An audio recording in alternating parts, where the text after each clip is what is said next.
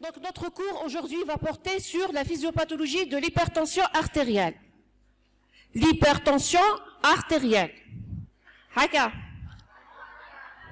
L'hypertension artérielle est un cours normalement qui est inclus dans l'unité cardio. Très bien. Nous sommes dans l'unité neuro, donc notre cours portera sur l'hypertension intracrânienne. L'HIC. L'hypertension intracrânienne est définie par une augmentation de la pression intracrânienne au-delà de 15 mm de mercure de façon durable. De façon durable. Très bien, alhamdoulilah. Donc, la boîte crânienne est une enceinte fermée et inextensible.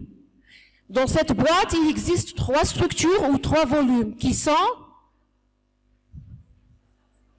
le parenchyme, c'est le cerveau, mais précisément c'est le parenchyme cérébral, le LCR,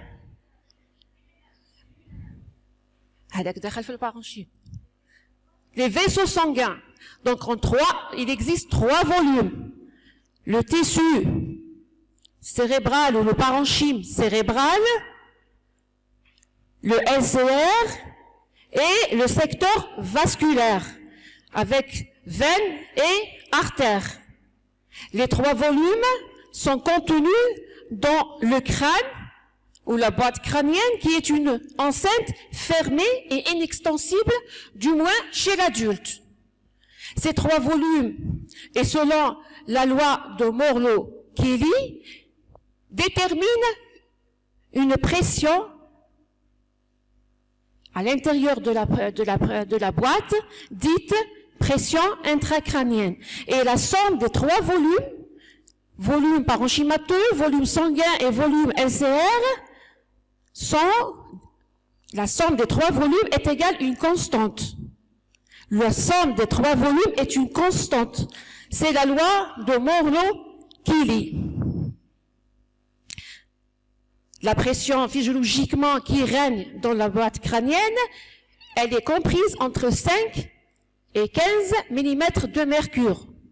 Au-delà de 15 mm, on parle d'hypertension intracrânienne. Il s'agit, l'intérêt de la question, l'hypertension intracrânienne est une urgence médicale ou médico-chirurgicale qui nécessite une hospitalisation dans une unité spécialisée. L'œdème cérébral est défini par l'augmentation de la teneur en eau dans le parenchyme cérébral. L'œdème cérébral n'est pas synonyme de l'hypertension. L'hypertension intracrânienne ou HIC n'est pas synonyme de l'œdème cérébral. L'œdème cérébral peut donner une hypertension, mais ne veut pas dire que c'est l'hypertension. D'accord? C'est important de faire la distinction entre les deux. L'œdème cérébral peut être local ou diffus. Il peut entraîner une hypertension intracrânienne. Il faut faire la différence entre les deux. Si on fait un rappel,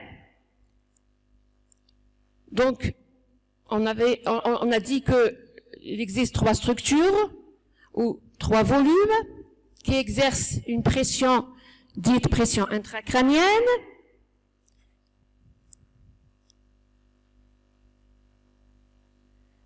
Cette pression, elle est variable. On a dit qu'elle varie physiologiquement normale entre 5 et 15. Mais elle est variable. Elle peut être négative. La pression intracrânienne peut être négative. Dans quelle situation? Oui? La pression peut être négative. Elle diminue. Négative. Mais dans quelle position? Dans quelle situation? Pourquoi l'Alzheimer?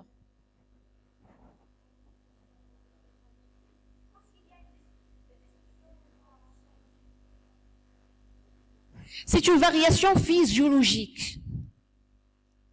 Variation physiologique dans laquelle la pression peut varier. La position assise. La position assise, on peut trouver chez le sujet, si on mesure une pression, la pique chez un sujet en position assise, elle peut être négative. La pression peut physiologiquement augmenter au cours d'un effort de toux. À la toux, la pression intracrânienne peut augmenter, mais c'est physiologique. C'est physiologique. À l'occasion d'un effort, par exemple, de constipation, et lorsqu'on pousse, la pique peut augmenter. C'est toujours physiologique. C'est pour cela que, dans la définition, on a dit que c'est une augmentation durable. Parce qu'il y a des augmentations physiologiques à ne pas confondre avec ce qui est pathologique et qui est durable. D'accord? D'accord? Vous avez saisi?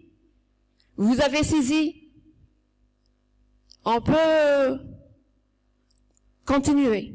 Vous n'avez pas de questions? La pression, il y a une relation physiologique. Physiologiquement, il y a une relation entre la pression intracrânienne et la pression de perfusion cérébrale. La pression de perfusion cérébrale ou PPC. Et la pression intracrânienne, PIC. La pique et la PPC. Il y a une relation physiologique. Oui, la PPC? Très bien, c'est la PAM moins la pique. Très bien, il faut retenir cette formule. Et le débit sanguin cérébral? Le débit sanguin cérébral, c'est le quotient PPC sur PPC rapporté aux résistances. Très bien. Le débit, c'est toujours une pression sur les résistances. Donc la PPC et le débit sanguin cérébral, le DSC, c'est le quotient ou le rapport pression de perfusion cérébrale sur les résistances cérébrales.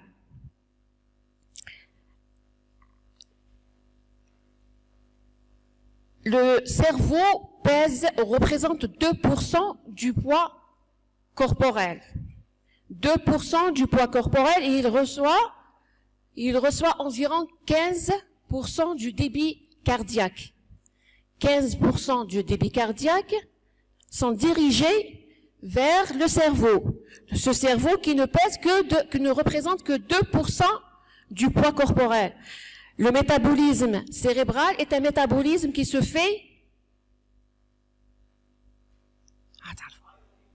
très bien, qui se fait dans 90% des cas, il y a 90% en oxygène. Il est dépendant de l'oxygène. 90% et il est en très bien. C'est dire l'importance de l'oxygène. Les réserves en oxygène, très bien, les réserves en oxygène au niveau cérébral sont pratiquement nulles. Le cerveau ne résiste que quelques minutes en l'absence d'oxygène. Tout ça est important. Retenez ça.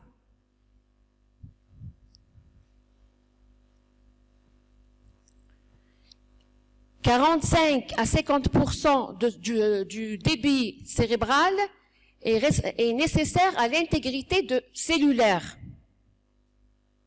Il est nécessaire à l'intégrité cellulaire. C'est toujours dans le rappel physiologique.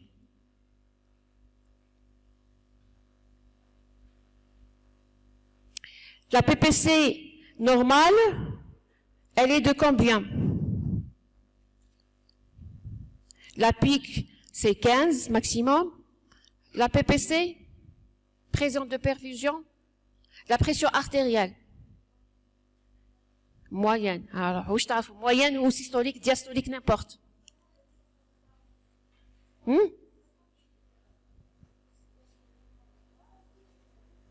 Moi, je veux des chiffres.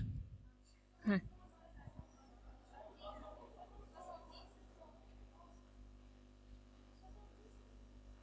70, ça correspond à quel? C'est quoi? Quoi, les chiffres?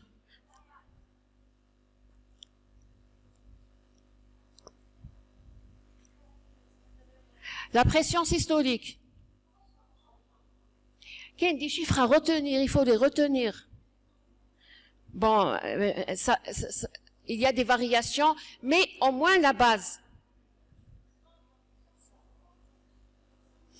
La PPC, il faut la retenir. Une PPC normale, en moyenne, c'est 70. En moyenne, c'est 70. Dès qu'elle chute inférieure à 70, on dit qu'elle est anormale. Et il faut pas non plus qu'elle augmente. Il faut pas qu'elle augmente trop. Sinon, on aura l'hyperémie. Et on aura d'autres problèmes. Le débit sanguin cérébral, plusieurs facteurs interviennent dans ce maintien du débit cérébral. Outre la PPC, il y a le débit cardiaque, il y a le glucose, principalement, il y a l'oxygène, les catécholamines et le CO2. Oxygène et CO2 agissent sur les centres, oui. Très bien. Par quel mécanisme?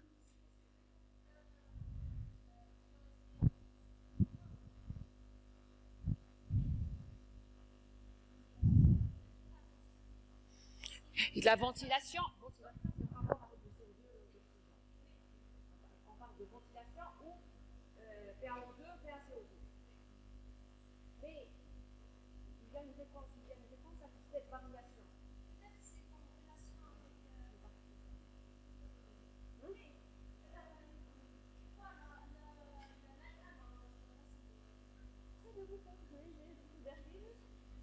Le maintien du débit sanguin, la variation du débit sanguin, mais ils agissent sur quelle? Ils agissent sur la motricité,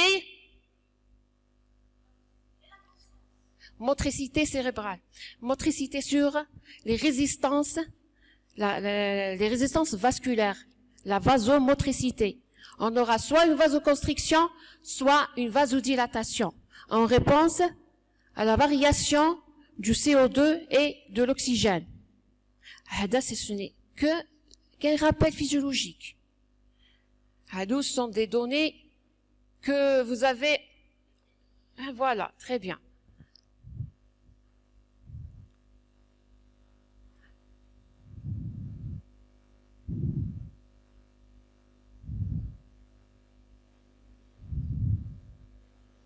On passe maintenant à la physiopathe. C'est notre cours.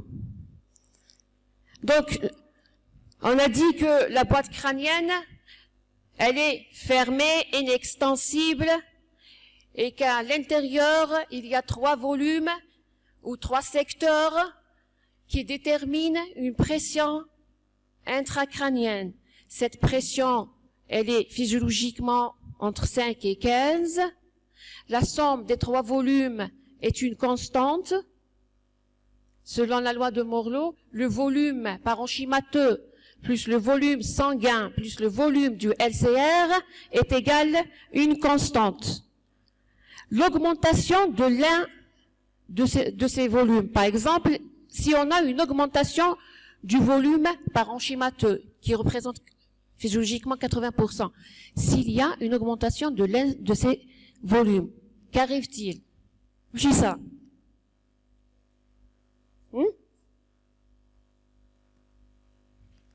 On aura? Oui.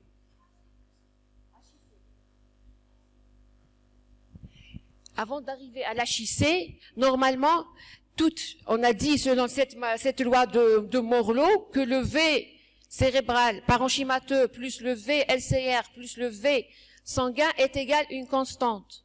Si on veut maintenir, le cerveau, le corps veut maintenir cette constante, il y a une augmentation de l'un de ces constituants. Et voilà, très bien. physiologiquement, l'organisme, le cerveau va s'adapter. Il va réduire les volumes restants. Cette réduction de volume doit être équivalente à la, voilà, très bien, être proportionnelle à l'augmentation. Par exemple, il y a une tumeur, il y a un néovolume, Le volume, le même volume doit être réduit des autres volumes. Le volume ou le secteur qui intervient le plus souvent dans l'adaptation, selon vous, c'est quoi?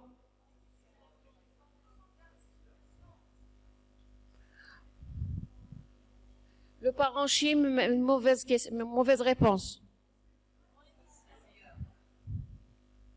C'est le SCR. Le SCR, il est en mouvement continu. Il y a une sécrétion-excrétion, sécrétion-excrétion. Donc, il est facile de diminuer soit sécrétion ou augmenter l'excrétion. C'est le secteur qui intervient le plus souvent, lorsqu'il n'est pas à l'origine du problème. C'est lui qui intervient en premier. Secondairement, c'est le sang. Le parenchyme,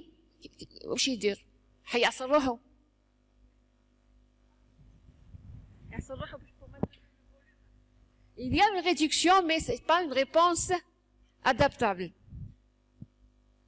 C'est beaucoup plus le LCR et le sang. Drainage, excrétion, donc c'est un liquide qui est facilement adaptable. Oui.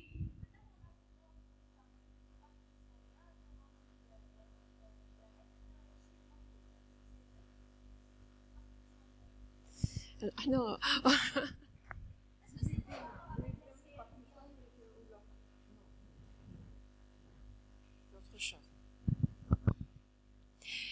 Donc, de cette loi de Morlot, donc logiquement, la chicée évolue en deux phases. Une phase de compensation durant laquelle il y a une adaptation. Tout ce qui est aigu, tout ce qui apparaît de façon, il sera compensé. Donc, c'est la première phase. Il y a une adaptation volumique. Augmentation, diminution.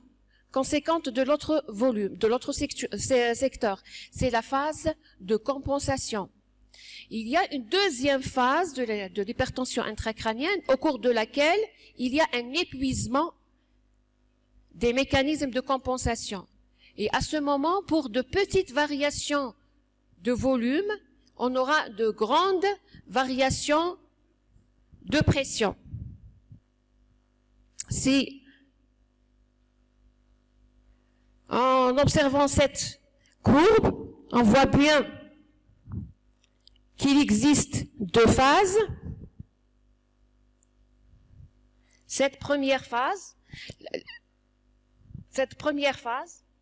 on note que pour des variations, par exemple ici et ici, pour des variations importantes de volume, la pression, elle est maintenue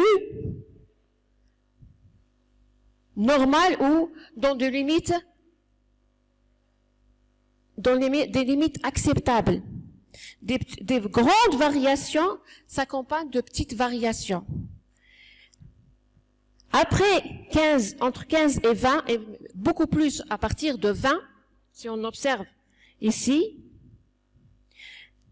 entre 15 et 20, l'augmentation n'est pas importante. La pique il n'y a pas de grande augmentation de la pique. Par contre, à partir de 20, pour de petites variations, on note une augmentation importante de la pression. C'est la phase de décompensation. Cette décompensation, en fait, c'est vrai qu'elle signifie qu'il y a une mauvaise adaptation. Cette deuxième phase, signifie qu'il y a une mauvaise adaptation. La mauvaise adaptation, donc, peut s'expliquer par deux mécanismes. Soit il y a eu un épuisement de la réponse, soit c'est une augmentation brutale et rapide dans le temps du volume intracrânien, du néovolume, du nouveau volume. Une augmentation brutale et rapide. Donc, ça dépasse, il n'y a pas un temps suffisant pour la compensation. Donc, retenez que la phase 2, il y a une baisse de la compliance, elle résulte d'une mauvaise compensation ou d'une augmentation brutale et rapide. Volume important et temps court.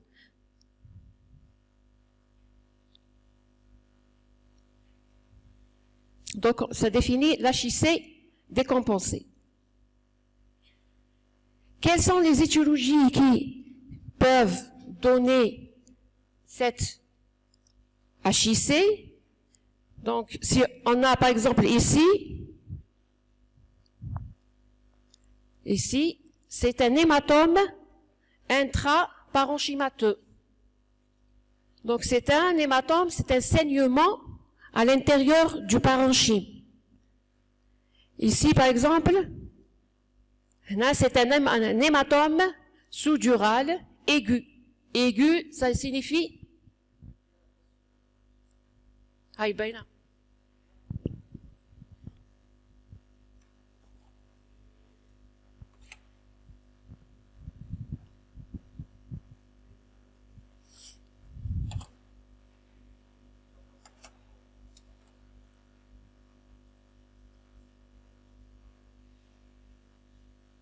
Voilà l'hématome intraparenchymateux et l'hématome sous-dural. Il est sous-dural, donc dans quel niveau? Oui, Jay. Hein? Sous-dural. Sous-dural.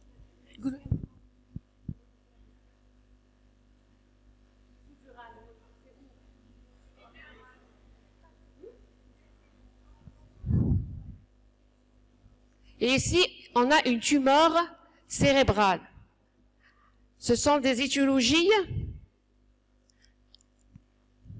Donc, tumeur cérébrale, c'est toujours dans le parenchyme, augmentation du volume parenchymateux. Le sous-dural, c'est une augmentation de quel secteur? Le sous-dural.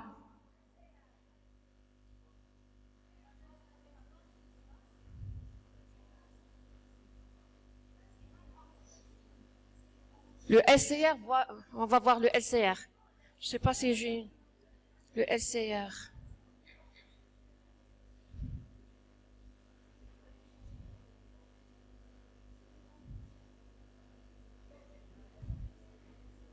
Ah, navré, j'ai pas mis de trucs pour le LCR. Le LCR, l'étiologie la plus fréquente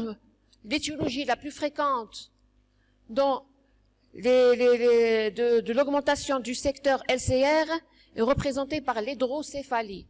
L'hydrocéphalie par obstacle à l'écoulement du LCR. Il n'y a pas une excrétion du LCR. Donc le LCR s'accumule et on aura une hydrocéphalie. Et le LCR, c'est du liquide au hydro. Le sang, c'est vasculaire.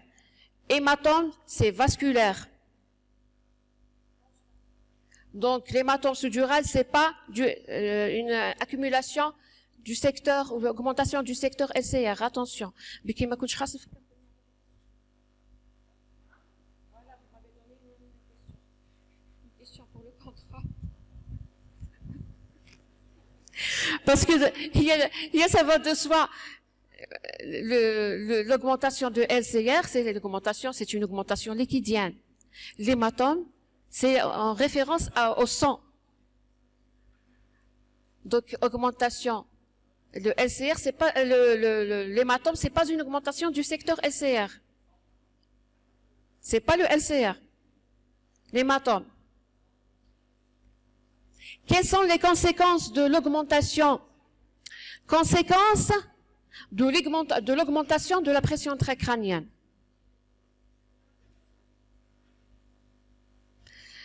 L'augmentation de l'hypertension intracrânienne, de la pique, va engendrer 3 types de conséquences. Des conséquences circulatoires, conséquences sur l'œil, et troisième conséquence, on va la voir. Conséquences circulatoires ou hémodynamiques. À votre avis, qu'est-ce qu'on aura comme conséquence? J'en suis sûre que vous connaissez la réponse. Oui.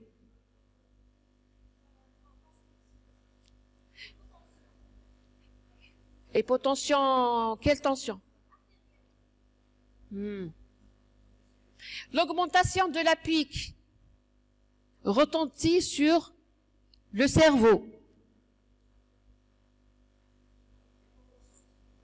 Je mets une hypotension.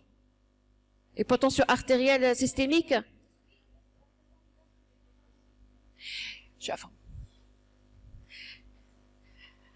La pique a des déterminants spéciaux. La pression artérielle a ses déterminants spéciaux. Il y a une relation entre la pression de perfusion cérébrale est fonction de 2 éléments, la pique et la PAM. Mais la pression, même la PAM, n'a pas de relation avec, donc physiologiquement, il n'y a pas de relation, il y a une réponse, la réponse, il y a une hypotension. Les déterminants de la tension artérielle, c'est quoi? Systémique. Là, c'est local, c'est au niveau cérébral. On n'a pas d'hypotension. C'est bien essayé, mais c'est faux. Il n'y a pas de relation. Du moment que la PPC est égale à la différence entre la PAM et la pique. Si on a une augmentation de la pique, voilà, très bien, c'est facile, très facile. La PPC, la pression de perfusion cérébrale, c'est la différence entre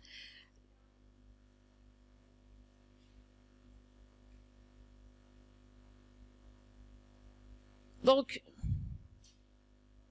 j'ai la relation pour voir et pour la mémoriser visuellement. Oh.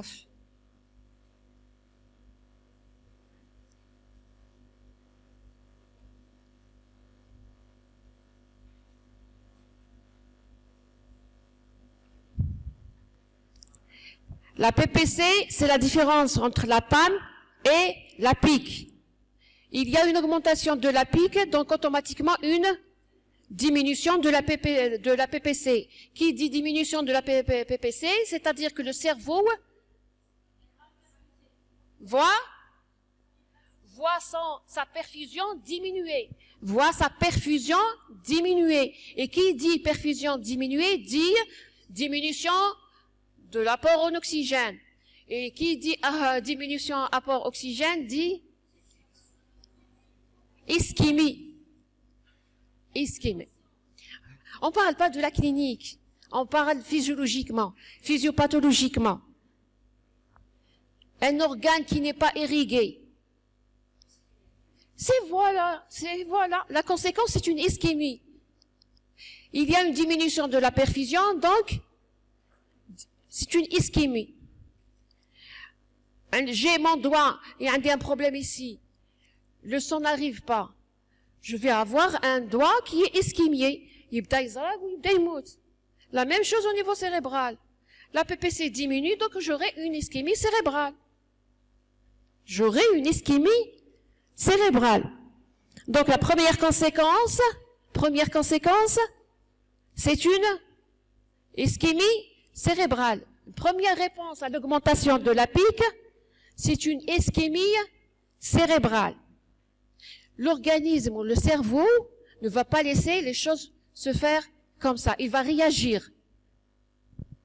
Il va essayer d'améliorer sa perfusion. Comment il va agir?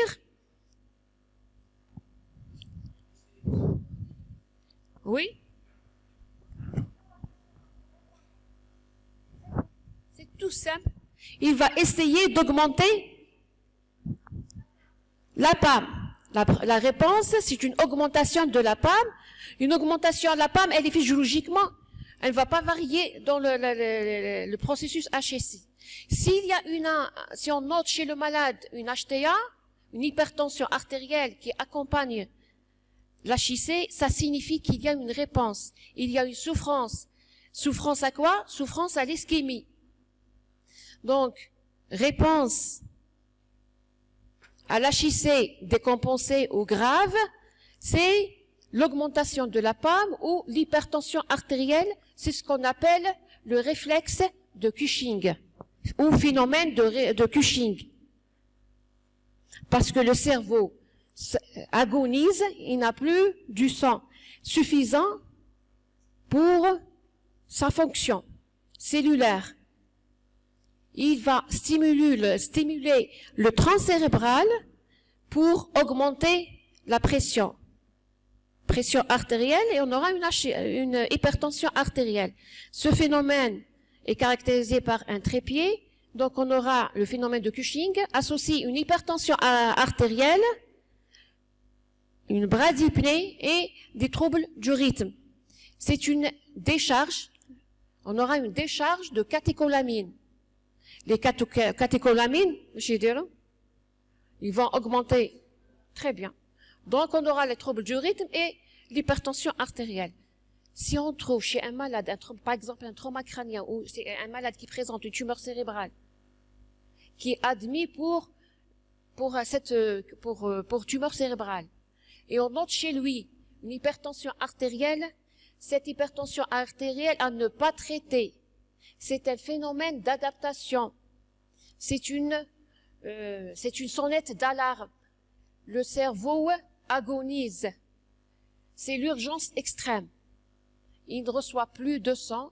Il essaie d'augmenter pour avoir un petit apport en oxygène. Il ne faut pas traiter cette hypertension, mais plutôt traiter l'hypertension intracrânienne.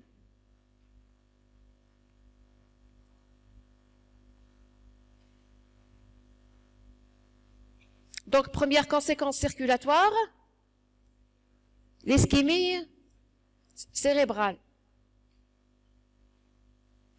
Voilà, c'est le phénomène de Cushing. Deuxième conséquence, c'est l'engagement. L'engagement, c'est la migration.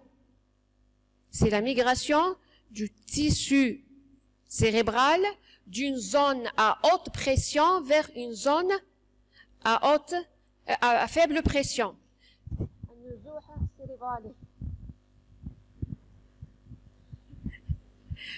Le cerveau, du moment que la boîte elle est inextensible, il y a une forte pression à l'intérieur.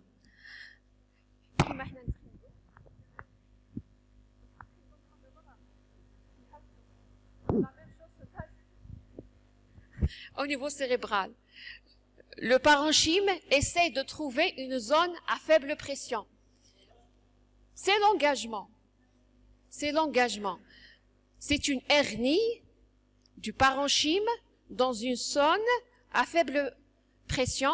Je suis les zones à faible pression au niveau cérébral. Très bien, oui. Donc, on aura engagement des amygdales cérébelleuse ou, trop de mots, engagement temporal dans, où je me place ça? L'oreille? Dans le cerveau.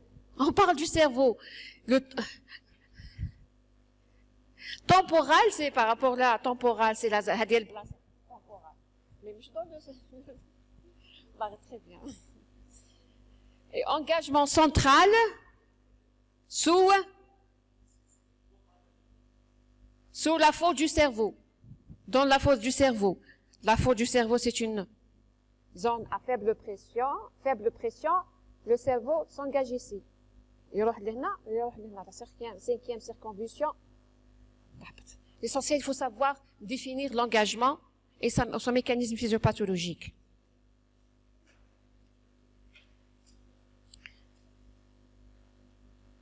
Ah, mes engagements.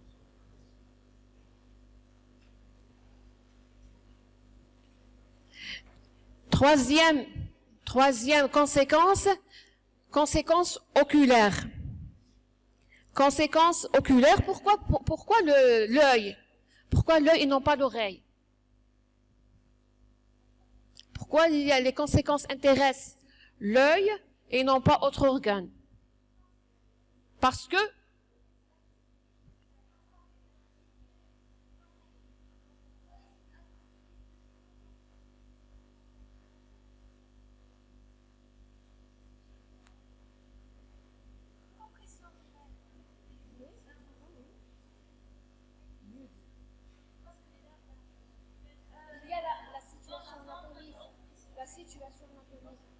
le nerf optique, il est le plus proche.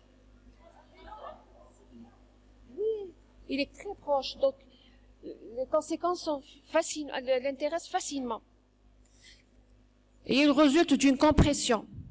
C'est la compression du nerf optique du fait de l'augmentation brutale.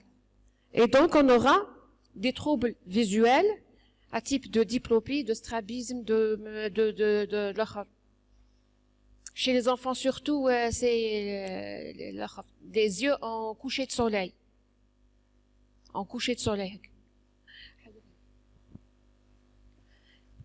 Et conséquence, si on fait une radio du crâne, chez l'adulte, le crâne est une boîte fermée.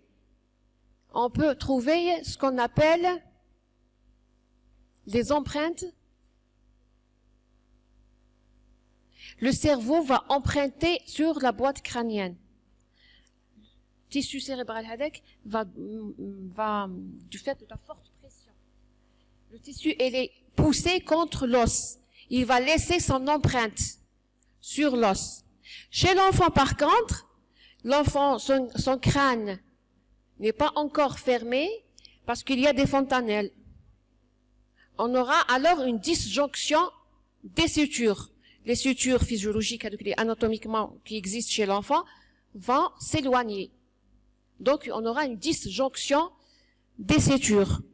Et on aura une macrocrânée, un cerveau qui est, un crâne qui est augmenté de volume. Cliniquement, quel est le tableau clinique de l'hypertension? La HIC se résume principalement en 3 éléments. Il y a des céphalées, un mal de tête, céphalée intense, atroce, violente, le plus souvent matinale, réveillant le patient la deuxième moitié de nuit et qui sont résistantes aux antalgiques habituels. Habituellement, les céphalées répondent, vous avez un mal à la tête, vous prenez un paracétamol et tout entre dans l'ordre. Les céphalées de l'HIC ne répondent pas à ces antalgiques. C'est une caractéristique. Ils sont calmés, les céphalées sont calmés par les vomissements. Les céphalées de l'HIC sont par contre calmés par les vomissements. Vomissements dit qu'il y a une diminution du truc, donc ça améliore temporairement le malade. Ces vomissements qui sont deuxième signe clinique sont des vomissements faciles en jet et soulagent le patient, soulagent les céphalées.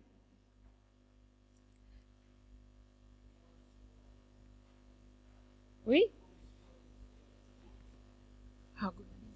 Répondez.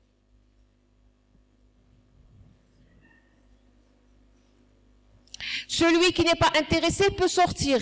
Je retiens personne. Vous n'êtes pas obligé d'assister. Tu sors, madame ou mademoiselle, tu prends tes... La présence n'est pas obligatoire. Vous pouvez ne pas venir.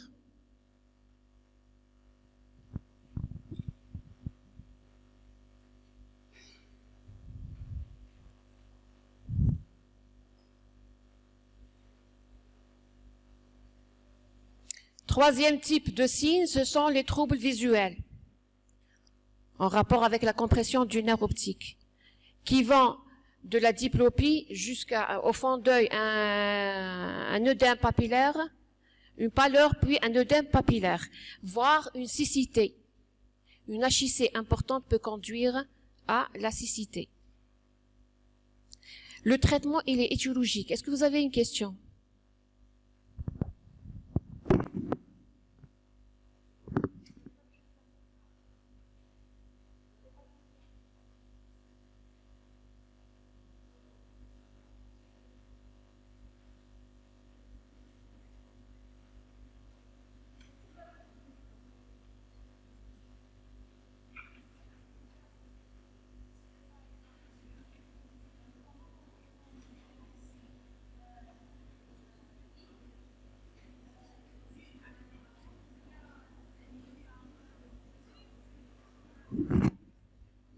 C'est le diagnostic étiologique.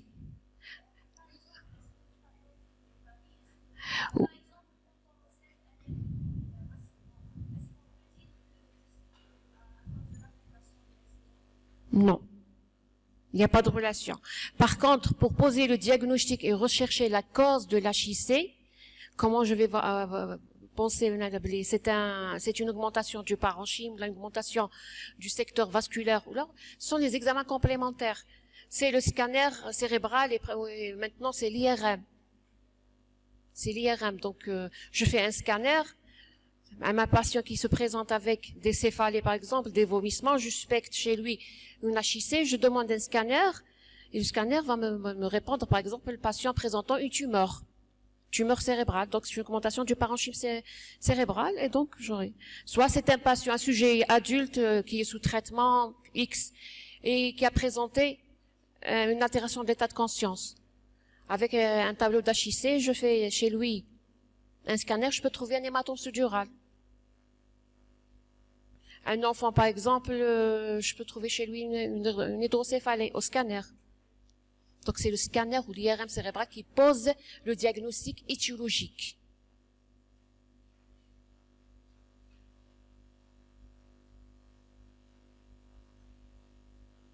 Le traitement, à votre avis? Le traitement, oui.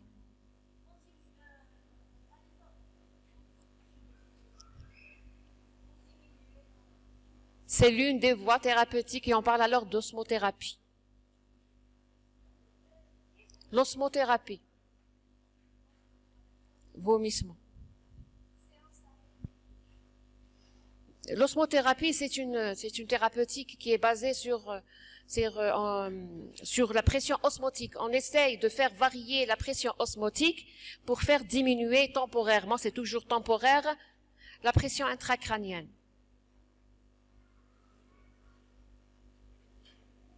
Le traitement, il est médical, mais surtout, il est étiologique. Le plus souvent, le problème, sont des pathologies qui relèvent de la chirurgie. Donc, chirurgie trouve sa place. Et avant de passer à la chirurgie, il y a un traitement médical qui est un traitement symptomatique palliatif. On essaie de soulager le patient, on met le patient en position dorsale stricte, tête légèrement augmentée pour faciliter le drainage, avec une surélévation de 30 degrés, ne pas latéraliser la tête pour ne pas comprimer les jugulaires et donc les carotidés.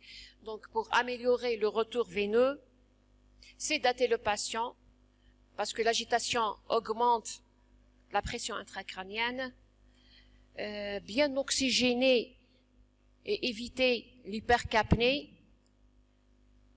c'est la ventilation. Donc on joue sur la PaO2, la PaCO2.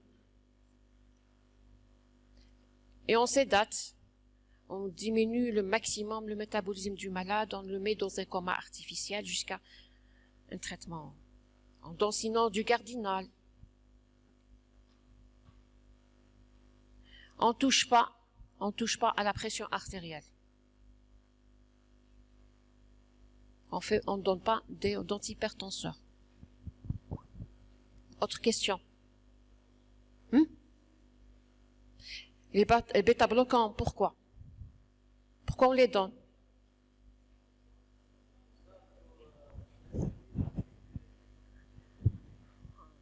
Interdit, il ne faut pas traiter l'hypertension. Tous les médicaments, on a d'autres médicaments, les inhibiteurs calciques, les inhibiteurs, les IEC. On peut soustraire le SCR. On peut s'extraire le LCR. Par exemple, dans l'hydrocéphalée, on fait un drainage de LCR.